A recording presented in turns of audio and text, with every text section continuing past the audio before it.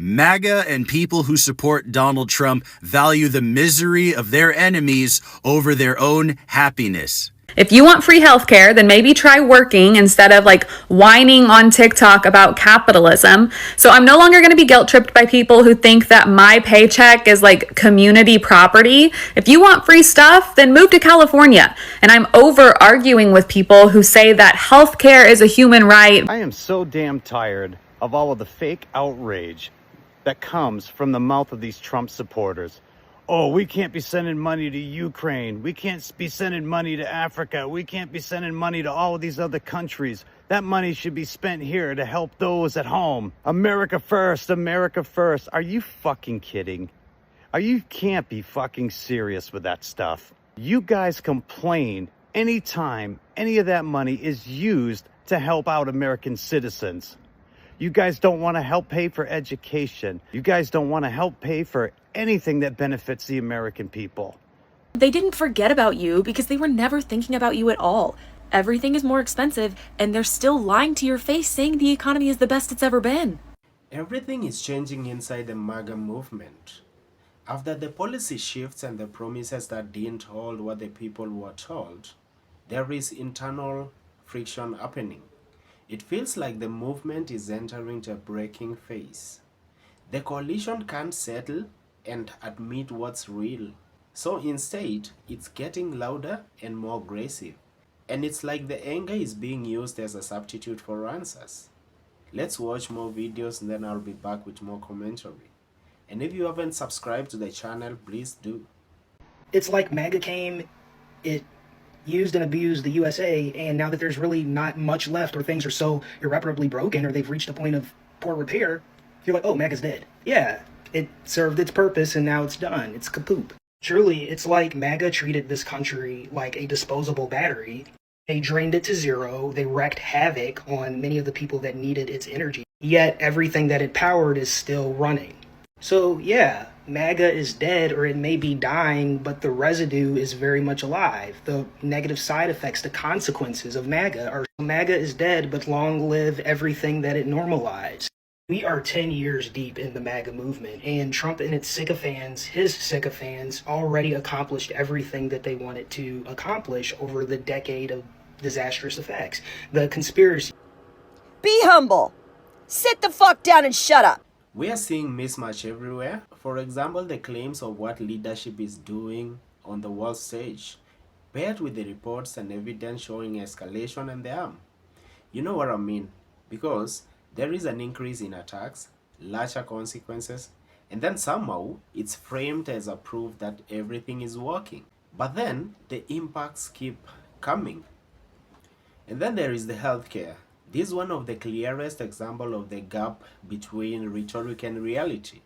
Because when healthcare is threatened and the system gets destabilized, we start seeing anger and people pointing to the damage.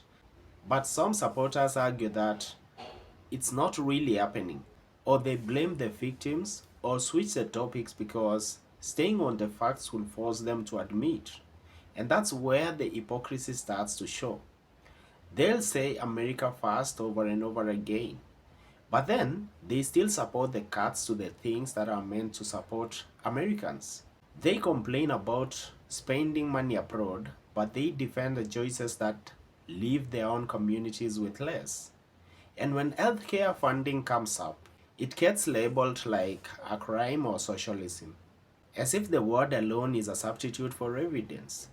But the irony is they want to keep the country safe, yet they resist the tools that help people to stay alive, stay stable, and stay well.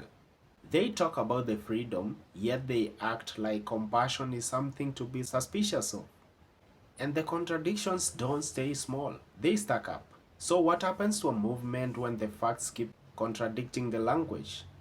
It fractures quietly inside the families, friendship, and communities. People start questioning and people start doubting. Because once someone commits to a story, the easiest path isn't the truth, it's loyalty. So instead of thinking, they start performing. They share more outrage, they make the language sharper, and it creates a loop that reality disagrees. The movement gets aggressive and supporters cling tighter and the evidence grows again. Now let's talk about something else. There is this idea that MAGA values other people's suffering more than their own well-being.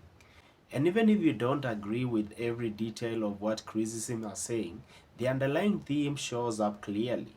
They treat suffering like it's acceptable, so long as it supports their identity and the narrative.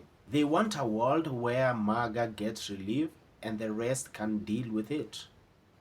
But if you give people a real choice, if they had to pick between suffering themselves or suffering for everyone else, some of them would pick the option that keeps their side winning, even if it means the arm is broader. And that's a moral confusion at the center of it, because America First becomes less about protecting America and more about protecting a feeling and protecting a tribe. And yes, some people are still cheering, even while healthcare is treated like an enemy, even while the coalition is drifting further away from what it promised. And that's what makes it so unsettling, because a dying movement doesn't always collapse quietly. Sometimes it gets louder right at a moment it should be asking what really went wrong. So instead, supporters keeps cheering like chants can fix contradictions, because outrage can also cover the gap between what was promised and what was really delivered.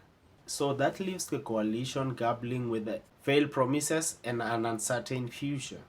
And the scary part is when you build politics on identity first and treat the truth like the enemy, then every setback becomes a reason to escalate.